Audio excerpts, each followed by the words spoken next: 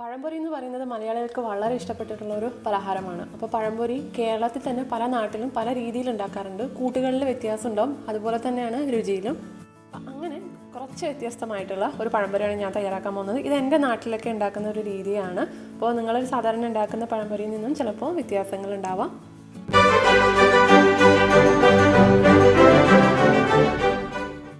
കണ്ടുകൊണ്ടിരിക്കുന്ന എല്ലാവർക്കും സത്താൻ മെനുവിലേക്ക് സ്വാഗതം. ഞാൻ നീതു. അപ്പോൾ നമുക്ക് പഴംപൊരിക്ക് തയ്യാറാക്കാൻ ആവശ്യമുള്ള ബാറ്റർ നമുക്ക് റെഡിയാക്കാം. അതിന് വേണ്ടിയിട്ട് ഞാനൊരു ബൗളിനകത്തേക്ക് മൈദ എടുത്തിട്ടുണ്ട്. അപ്പോൾ മൈദ ഏകദേശം ഞാൻ 3/4 കപ്പ് എടുത്തിട്ടുണ്ടാവും. 3/4 കപ്പ് എന്ന് പറയാൻ കാരണം ഞാനിതാ 2 പഴം മാത്രമേ ഞാൻ ചെയ്യുന്നുള്ളൂ, അതുകൊണ്ടാണ് ഞാൻ 3/4 കപ്പ് എടുത്തിട്ടുള്ളത്. അപ്പോൾ നിങ്ങൾ പഴത്തിനനുസരിച്ചിട്ട് അതിൽ അളവിൽ വ്യത്യാസം വരുത്താം. അപ്പോൾ 2 നേന്ത്രപ്പഴത്തിനുള്ള അളവാണ് ഞാനിപ്പം പറയുന്നത്. അപ്പം 3/4 കപ്പ് മൈദ ഞാൻ എടുത്തിട്ടുണ്ട്. അപ്പോൾ പഴത്തിൻ്റെ കാര്യം പറയുകയാണെങ്കിൽ നന്നായിട്ട് പഴുത്ത പഴം തന്നെ എടുക്കാം, അതായിരിക്കും പഴംപൊരി ഉണ്ടാക്കാൻ ഏറ്റവും ടേസ്റ്റ്. അപ്പോൾ അധികം പഴുക്കാത്ത പഴമാണെങ്കിൽ ഒരു ടേസ്റ്റ് കാണില്ല. അപ്പോൾ നല്ല പുറം കറുത്ത തൊലിയുള്ള പഴമാണെങ്കിൽ ഉള്ളിനകത്ത്, അതായത് നമ്മുടെ പഴം നല്ല ടേസ്റ്റി ആയിരിക്കും, പുറമേ കാണാൻ കറുപ്പൊന്നും ഉണ്ടാവുള്ളൂ. അപ്പോൾ ഞാൻ മൈദയുടെ കൂടെ ഞാൻ കടലപ്പൊടി എടുത്തിട്ടുണ്ട്. കടലപ്പൊടി എടുക്കുന്ന അളവ് എന്ന് പറയുന്നത് നമ്മുടെ മൈദയുടെ നേരെ പകുതി കടലപ്പൊടി എടുക്കുക. അപ്പോൾ 1 കപ്പ് മൈദയാണെങ്കിൽ 1/2 കപ്പ് കടലപ്പൊടി എന്നുള്ള രീതിയിൽ എടുക്കുക. പിന്നെ ഞാൻ ഇതിനകത്തേക്ക് ഒരു വലിയ സ്പൂണ് അരിപ്പൊടി ഞാൻ ചേർത്തിട്ടുണ്ട്. അപ്പോൾ അതൊന്ന് ക്രിസ്പി ആയി കിട്ടാൻ വേണ്ടിയിട്ടാണ് അരിപ്പൊടി ചേർക്കുന്നത്. പിന്നെ വേണ്ടത് മഞ്ഞൾപ്പൊടിയാണ്. മഞ്ഞൾപ്പൊടി ഒരു കളറിന് വേണ്ടിയിട്ടാണ് ചേർക്കുന്നത്. ഒരു 1/4 ടീസ്പൂൺ ഞാൻ ചേർത്തിട്ടുണ്ട്. പിന്നെ ബേക്കിംഗ് സോഡ ചേർക്കണമെന്ന് ഒരു നിർബന്ധവും ഇല്ല. അപ്പോൾ ഞാനൊരു നുള്ള് ബേക്കിംഗ് സോഡ ചേർത്തിട്ടുണ്ട്, അതായത് സോഡാപ്പൊടി. അപ്പോൾ അതൊന്ന് ഞാൻ ക്യാമറയിലൊന്ന് നന്നായിട്ട് കാണാൻ വേണ്ടിയിട്ടാണ് ഞാനിപ്പോൾ ബേക്കിംഗ് സോഡയൊക്കെ യൂസ് ചെയ്യുന്നത്. നിങ്ങൾ സാധാരണ വീട്ടിലുണ്ടാക്കുകയാണെങ്കിൽ ബേക്കിംഗ് സോഡ ചേർക്കേണ്ട ആവശ്യമില്ല. പിന്നെ ഒരു നുള്ള് ഉപ്പ് വേണം നമുക്ക് ഇതിനകത്തേക്ക്. അപ്പോൾ മധുരമാണെങ്കിൽ കൂടി നമുക്കൊരു നുള്ള് ഉപ്പ് ഇട്ടിട്ടുണ്ടെങ്കിൽ മാത്രമേ അതിൻ്റെ ഒരു ടേസ്റ്റ് ബാലൻസ് ആവുള്ളൂ.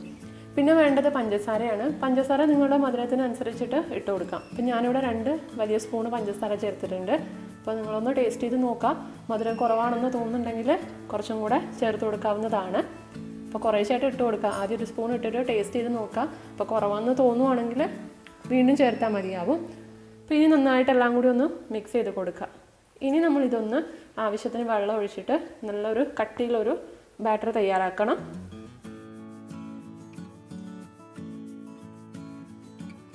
ബാറ്റർ തയ്യാറാക്കുക ഒരു കാര്യം ശ്രദ്ധിക്കണം, ഒരുപാട് ലൂസാവാൻ പാടില്ല, അതുപോലെ തന്നെ നല്ല കട്ടിയിലാവാനും പാടില്ല. കാരണം നല്ല കട്ടിയിലാണെങ്കിൽ നമ്മൾ മുഴുവനും മാവായിരിക്കും, അത് കഴിക്കാൻ ഒരു ടേസ്റ്റ് കാണില്ല.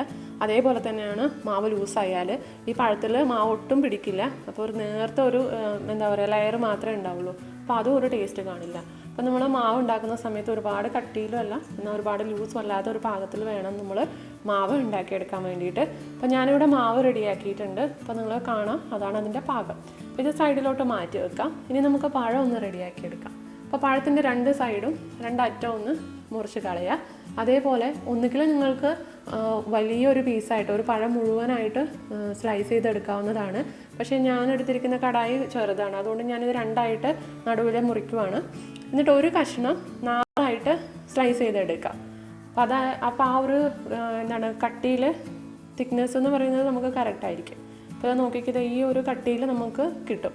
നിങ്ങൾക്ക് കുറച്ചും കൂടെ കട്ടി വേണമെന്നുണ്ടെങ്കിൽ ഒരു ഭാഗം 3ആയിട്ട് സ്ലൈസ് ചെയ്തെടുക്കാവുന്നതാണ്. അപ്പോൾ ഇതാണ് അതിൻ്റെ തിക്നെസ് എന്ന് പറയുന്നത്. ഒരുപാട് നേർത്തതും അല്ല, ഒരുപാട് കട്ടിയിലും അല്ലാതെയാണ് ഞാനിപ്പോൾ മുറിച്ചിട്ടുള്ളത്. ഇനി നമുക്കിതൊന്ന് ഫ്രൈ ചെയ്തെടുക്കുകയാണ് വേണ്ടത്. ഞാൻ സൈഡിൽ എണ്ണ ചൂടാക്കാൻ വെച്ചിട്ടുണ്ട്. അപ്പോൾ നിങ്ങൾക്ക് വെളിച്ചെണ്ണ വേണമെങ്കിൽ യൂസ് ചെയ്യാം. വെളിച്ചെണ്ണയാണെങ്കിൽ നല്ല ടേസ്റ്റി ആയിരിക്കും. നാടൻ പലഹാരം ആയതുകൊണ്ട് വെളിച്ചെണ്ണയിൽ ഉണ്ടാക്കുമ്പോൾ നല്ല ടേസ്റ്റി ആയിരിക്കും.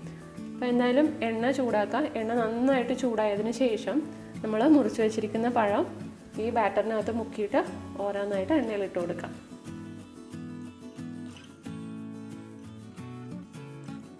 എണ്ണ നന്നായിട്ട് ചൂടായതിന് ശേഷം മാത്രം നമ്മൾ പഴം ഇട്ട് കൊടുക്കാം കേട്ടോ. അപ്പോൾ എണ്ണ ചൂടാവാതെ ഇട്ട് കൊടുക്കുകയാണെങ്കിൽ ആ പഴം നന്നായിട്ട് എണ്ണ കുടിക്കും. അപ്പോൾ നമ്മുടെ പഴംപൊരി ഒരു ടേസ്റ്റ് കാണില്ല, ആകെ എണ്ണ ചുവയ്ക്കും.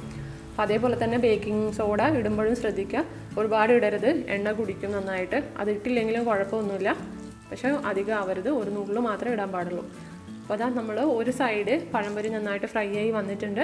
ഞാൻ അടുത്ത സൈഡ് ഒന്ന് തിരിച്ചിട്ടിട്ടുണ്ട്. അപ്പോൾ ഇതാ നോക്കിക്കേ, നമ്മുടെ പഴംപൊരി നല്ല ബ്രൗൺ കളർ ആവുന്നത് വരെ, നല്ലൊരു ഗോൾഡൻ ബ്രൗൺ കളർ ആവുന്നത് വരെ ഫ്രൈ ആയി വന്നിട്ടുണ്ട്. ഇനി നമുക്ക് എണ്ണയിൽ നിന്ന് മാറ്റാം. അപ്പോൾ ഇതുപോലെ ബാക്കിയുള്ള പഴവും മാവിൽ മുക്കിയിട്ട് നന്നായിട്ടൊന്ന് ഫ്രൈ ചെയ്തെടുക്കാം. അപ്പോൾ ഇതാണ് നമ്മുടെ നാട്ടിലേക്ക് ഉണ്ടാക്കുന്ന പഴംപൊരി. സാധാരണ വീടുകളിൽ ഇങ്ങനെയാണ് ഉണ്ടാക്കാറ്. അപ്പോൾ നിങ്ങളെല്ലാവരും ഒന്ന് ട്രൈ ചെയ്ത് നോക്കണം. ഇഷ്ടപ്പെട്ടിട്ടുണ്ടെങ്കിൽ ഷെയർ ചെയ്യുക കൂട്ടുകാർക്കൊക്കെ. അതേപോലെ തന്നെ നിങ്ങളുടെ അഭിപ്രായങ്ങൾ താഴെ കമൻറ്റിൽ അറിയിക്കാനും മറക്കരുത് കേട്ടോ.